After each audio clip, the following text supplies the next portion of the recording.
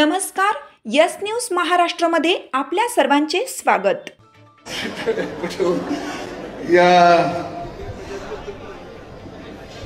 कार्यक्रमासाठी आदरणीय देवाभाऊच्या वाढदिवसानिमित्त जो संपूर्ण कार्यक्रम होता यासाठी उपस्थित असलेले आमचे सर्वांचे जीवाभावाचे सहकारी नामदार जयाभाऊ गोरे, आमदार गोपीचंदजी पडळकर, भाजप जिल्हाध्यक्ष सम्राट बाबा महाडिक, आमदार पृथ्वीराज बाबा आणि माझे बंधू प्रमानंद पडळकर आणि सर्वच प्रमुख मंडळी। आता कार्यक्रमाला बराच वेळ झाला।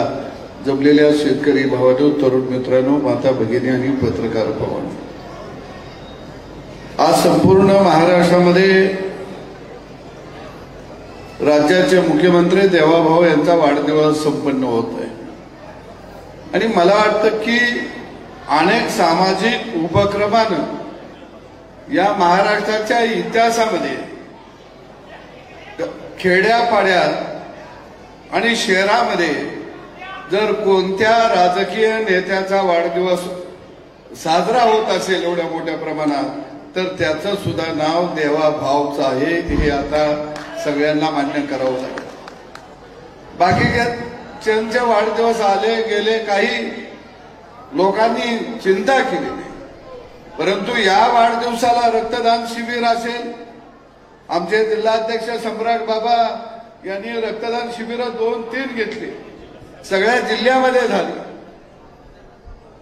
आता या ठिकाणी आदरणीय जिल्हाध्यक्ष बाबांनी बोलत असताना सांगितलं की आम्हाला नेमकं या जिल्ह्यामध्ये कशा पद्धतीनं हा जिल्हा उभा करायचा। हा जिल्हा तसा प्रस्थापित आहे, पण पहिल्यांदा विस्थापितांनी या जिल्ह्यामध्ये प्रस्थापितांच्या वाड्याला खिंडार पाडण्याचं काम केलं। उपस्थित होते।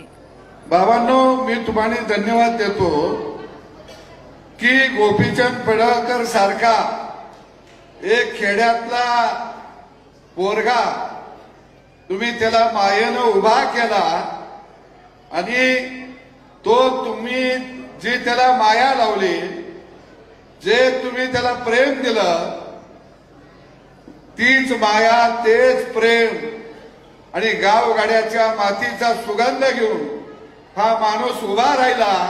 पण या माणसानं प्रस्थापितांना दाखवून दिलं, अरे मी शेळीचं दूध प्यालूया पण डरकाळी वाघासारखे आहे, हे मात्र विसरू नका। हे खरंच दाखवून दिलं। आज दोघे भाऊ राम लक्ष्मणासारखे काम करत आहे। जतमधनं गोपीचंदजी आमदार झाले आणि जसं ते आमदार झाले तसं अनेकांच्या पोटात दुखायला लागलं। आता मला काय लोक म्हणतात, जयाभाऊ तुम्ही त्याच्यावर असतंय, ते लय बोलतय, लय मोठ्यांना शिव्या देतय, हे भाऊ बरं नाही, तुम्ही त्याला सांगायला पाहिजे। मी म्हणलो तुम्ही आम्हाला लय हाणलंय, आता असं ते शिव्या द्यायला लागलं, अजून ते पुढच्या स्टेजवर जायचं आहे, मी जावा असं म्हणणार नाही, पण मला बरं वाटतंय जयाभाऊ, कारण गोपीचंद पडळकर असेल, मी असेल, जयाभाऊ असेल, आम्हाला वारसा काहीच नाही, आमचा बा आमदार नाही, खासदार नाही, कारखानदार नाही, काही नाही। अरे वारसा नसणारी माणसं या महाराष्ट्रामध्ये देवाभाऊने बरोबर घेतली आणि प्रस्थापितांचे वाडे उद्ध्वस्त केले, पाडले। सगळे म्हणतात गोपीचंद पडळकर रोज चर्चेत असते। अरे आम्ही एवढ्या लोकांना घायला आणलं या, आता ती गोपीचंद पडळकरला घेरायला बघती, त्याला घेरलं, मला कळलं की मी लगेच काठी घेऊन पळत असतोय बागेत। आता परवा सगळ्या चर्चा चालू आहेत, मला काय म्हणलं ते लय वाईट शिव्या देतोय, आई वर्ण शिव्या देतोय। अरे म्हणलं ही गावाकडची भाषा आहे, पारावर आम्ही या शिव्या रोजच देतो, या तुम्हाला पहिल्यांदा ऐकायला मिळाल्या, त्या अजून खऱ्या शिव्या आमच्या खिशात आहेत, त्या बाहेर काढल्या तर तुम्ही तोंड दाखवणार नाही। पण काही असू दे, बहादर निघाला, मुंबईत जाऊन सुद्धा सांगितलं, या हमारा चलता है, आपका नहीं चलता, हे बरोबर दाखवून दिलं. आडवाड आडवा आलं, मी नाव घेतलं नाही, आडवाड म्हटलो नाही, तुम्ही आणि काहीतरी म्हणशीला. अरे हे म्हणतात ह्याला सत्तेचा माज आला. अरे 50 वर्ष सत्तेचा माज तुम्हाला आलेला होता आणि तो सत्तेचा माज खानापूर आटपाडीतला एक तरुण पोरगा उतरत होता. हा खऱ्या अर्थानं इतिहास लिहिला जाणार. जयाभाऊ मंत्री झाल्याबरोबर भाऊच्या सगळी गडी जागे झालं. जागे कोण झाली? जे 50 वर्ष सत्तेत होती ते सगळे चक्रव्यूह करायला लागले. सगळ्यांनी घेरायचा प्रयत्न केला. अरे जयाभाऊ असेल, गोपीचंद असेल, मी असेल, आम्ही पहिलंच फटकाय, आमचं काय फाडणार आहे सा? पण तुमचं आम्ही जर फाडायला लागलो ना तर तुम्हाला तोंड दाखवायला जागा राहणार नाही. तोंड दाखवायला.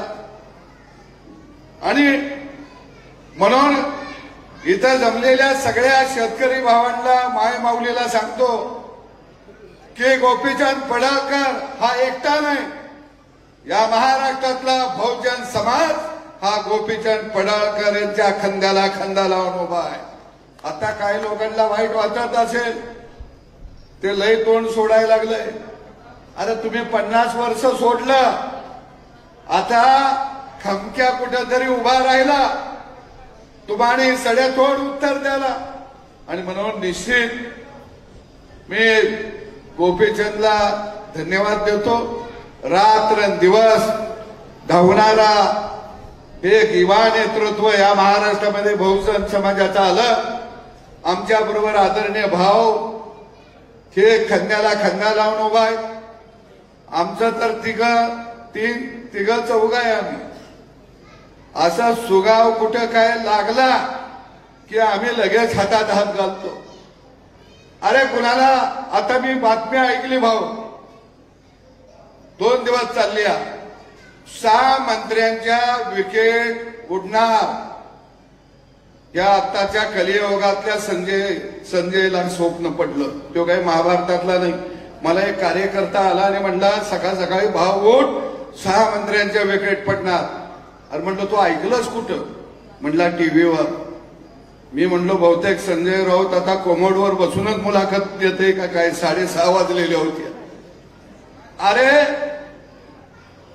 हे सरकार भक्कम आहे. हे सरकार या राज्याला विकासात्मक पुढे घेऊन जात आहे. देवाभाऊच्या नेतृत्वाखाली हे सरकार समाजासाठी रात्रंदिवस काम करत आहे. तुम्ही कितीही देव पाण्यात घातलं तरी सुद्धा तुमच्या तोंडाला आता यश येणार नाही. कारण मी ऐकलंय त्यावेळी संजय राऊत म्हणायचे, आम्ही 25 वर्ष सत्तेवर राहणार.